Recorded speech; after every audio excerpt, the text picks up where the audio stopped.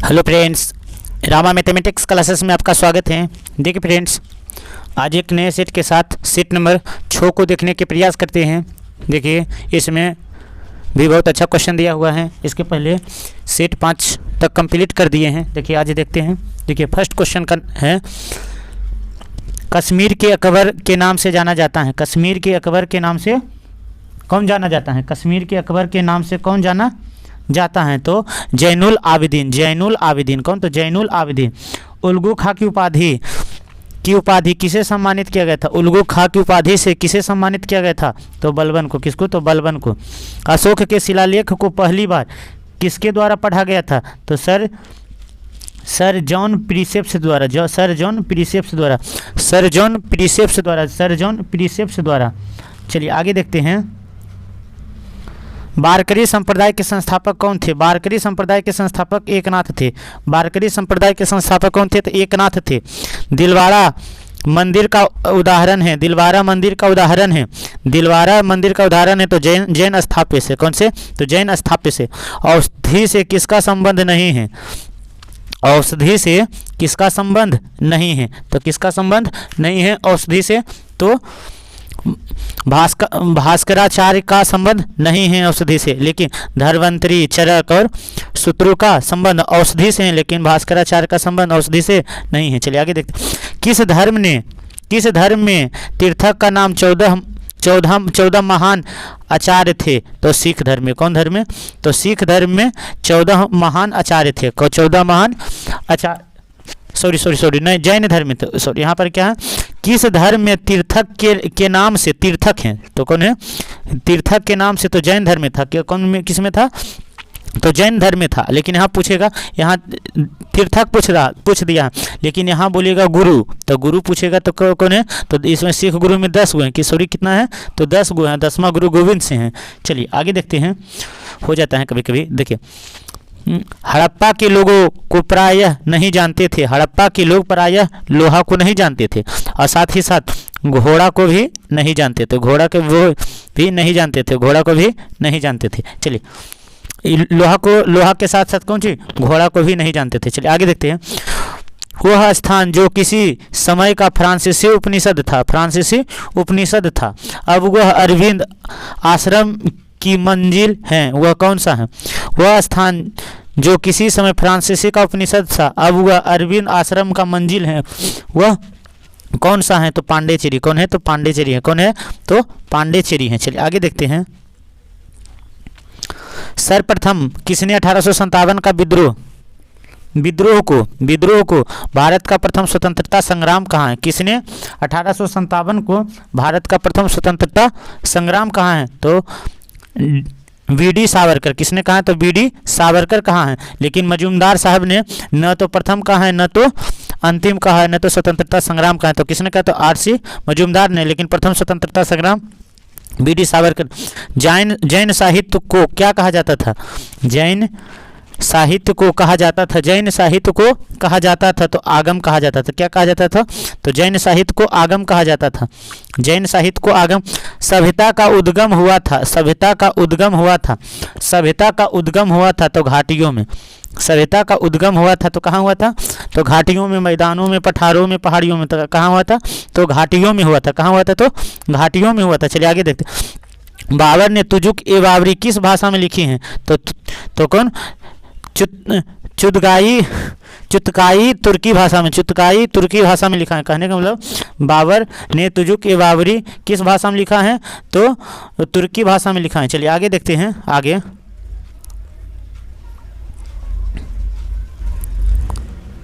आगे हैं। अकबर ने अजमेर स्थित शेख मोहम्मदीन चिश्ती की दरगाह की यात्रा की थी। अकबर ने कब शेख मोहम्मदीन चिश्ती की दरगाह की यात्रा की थी? तो अकबर ने शेख मोहम्मदीन चिश्ती की दरगाह पर यात्रा कब की थी? तो कब की थी? तो 1562 में। कब? तो 1562 में। तूतीनामा किस संस्कृत ग्रंथ का फारसी अनुवाद है? तूतीनामा किस संस्कृत ग्रंथ का फारसी अनुवाद है? तो सुक्त सप्ती। निम्नलिखित में से कौन सा युद्ध मद्रास की संधि के द्वारा समाप्त हुआ था?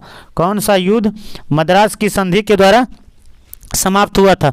कौन से युद्ध मद्रास की संधि के द्वारा समाप्त? तो प्रथम मैसूर युद्ध। प्रथम मैसूर युद्ध कौन हुआ था? तो प्रथम मैसूर युद्ध मद्रास की संधि के द्वारा समाप्त हुआ था। चलिए, प्राचीन पत्तन पुहार किसके तट पर स्थित है? प्राचीन पत्तन पुहार किसके तट पर स्थित था? प्राचीन पत्तन पुहार किसके तट पर? तो कावेरी की तट पर। किसके? तो कावेरी के तट पर था। किसके? तो कावेरी के तट पर था। चलिए आगे देखते हैं। निम्नलिखित में से किसके मंजू सागर नामक तागड़ खुदवाया था? निम्नलिखित में से किसने मंजू सागर नामक तागड़ खुदवाया था? मंजू सागर नामक तागड़ खुदवाया था। तो किसने खुदवाया था? मंजू नामक सागर तागड़ खुदवाया था। तो कौन था? तो वाक्यपति टू था। कौन था? तो वाक्यपति टू। हर्ष के सोने के सिक्के के पृष्ठ भाग पर किसका अंकन था? हर्ष के सोने के सिक्के पर पृष्ठ भाग पर किसका अंकन था? तो गौतम बुद्ध का। किसका? तो हर्ष में तो गौतम बुद्ध का था। चलिए आगे देखते हैं। निम्नलिखित में से किस मुगल बादशाह को आलमगीर द्वितीय कहा जाता है? निम्नलिखित में से किस मुगल बादशाह को आलमगीर द्वितीय की उपाधि धारण की है? तो किसने आलमगीर? तो शाह आलम द्वितीय ने। निम्नलिखित में किसने ऐसे सिक्के जारी करने के आदेश दिए जिन पर हिंदू देवी देवताओं का अंकित है? तो कौन था? तो हिंदू देवी देवताओं का अंकन था। किसने? तो गौरी था। कौन था? तो गौरी है। किसने? तो गौरी ने कहे थे। चलिए आगे देखते हैं। किसने रामायण का फारसी में अनुवाद करवाया था? किसने रामायण को फारसी में अनुवाद करवाया था? किसने रामायण को फारसी में अनुवाद करवाया था? तो मौला अब्दुल कादिर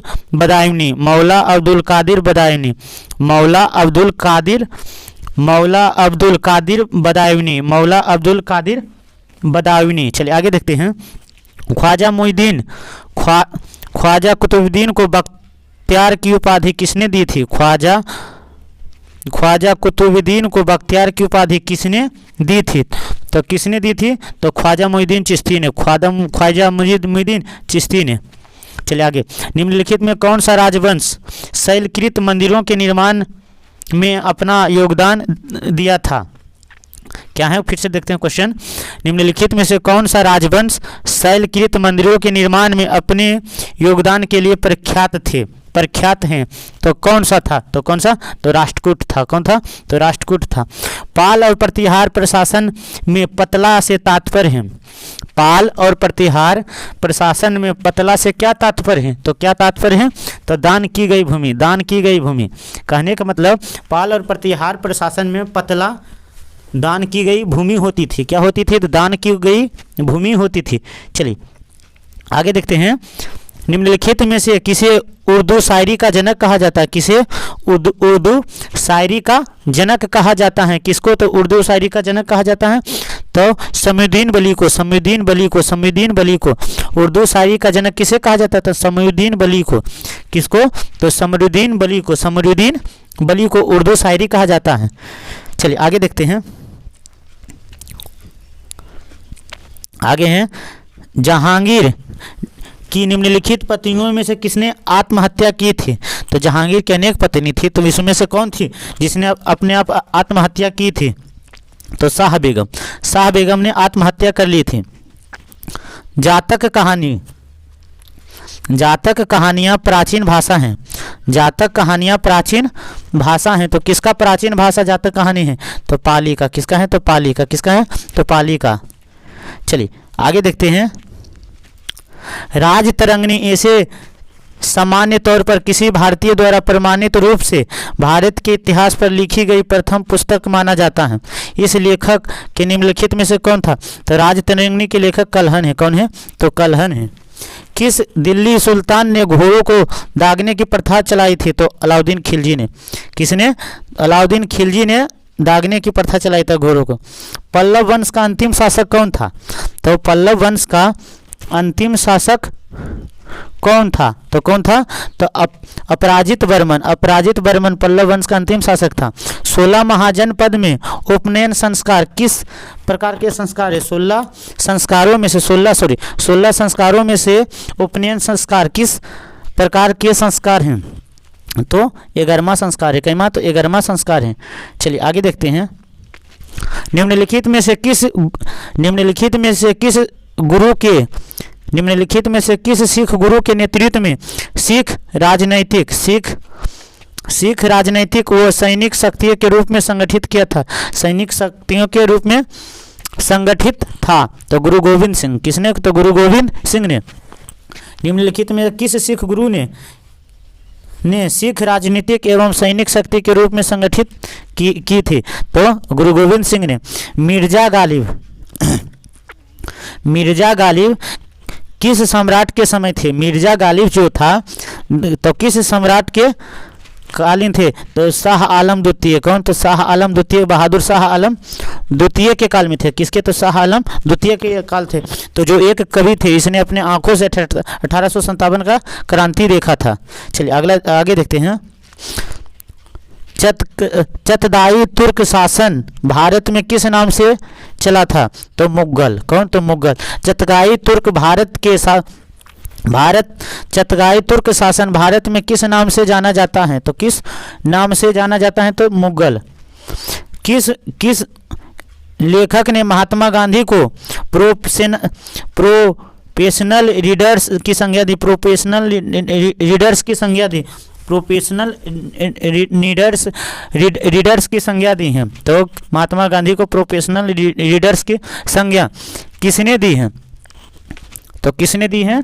तो फ्रैंकलिन बी फिशर ने। निम्नलिखित में से किस अधिनियम द्वारा ईस्ट इंडिया कंपनी के व्यापारिक एकाधिकार समाप्त कर दिया गया? ईस्ट इंडिया कंपनी के व्यापारिक एकाधिकार किस अधिनियम के द्वारा ईस्ट इंडिया के व्यापारिक एकाधिकार समाप्त कर दिया है? तो 1813 के चार्टर एक्ट द्वारा। 1813 के चार्टर एक्ट द्वारा। निम्नलिखित में से किस अधिनियम द्वारा ईस्ट इंडिया कंपनी के व्यापारिक एकाधिकार समाप्त कर दिया? तो 1813 के चार्टर एक्ट द्वारा। चलिए आगे देखते हैं। गुप्त काल में किस धर्म का सबसे अधिक विकास हुआ था? गुप्त काल में किस धर्म का सबसे अधिक विकास हुआ था? तो गुप्त काल में तो वैष्णव धर्म में क्या हुआ था? कौन था?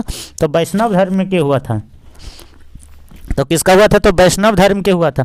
गुप्त काल में किस धर्म का सबसे अधिक विकास हुआ था? तो वैष्णव धर्म के हुआ था। हर्ष ने किस विश्वविद्यालय को विशेष संरक्षण दिया था? हर्ष ने किस विश्वविद्यालय को विशेष संरक्षण दिया था? तो नालंदा को। किसको? तो नालंदा को। चलिए आगे देखते हैं।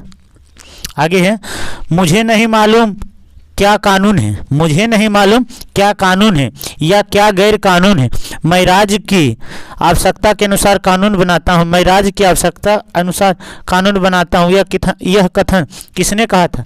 यह कथन किसने कहा था? तो अलाउद्दीन खिलजी ने कहा था। किसने? तो अलाउद्दीन खिलजी ने कहा। चलिए फिर एक बार कोटेशन पढ़ लेते हैं। मुझे नहीं मालूम क्या कानून है या क्या गैर कानून है, मैं राज्य की आवश्यकता अनुसार कानून बनाता हूं। तो किसने कहा था? तो अलाउद्दीन खिलजी ने कहा है। चलिए आगे देखते हैं।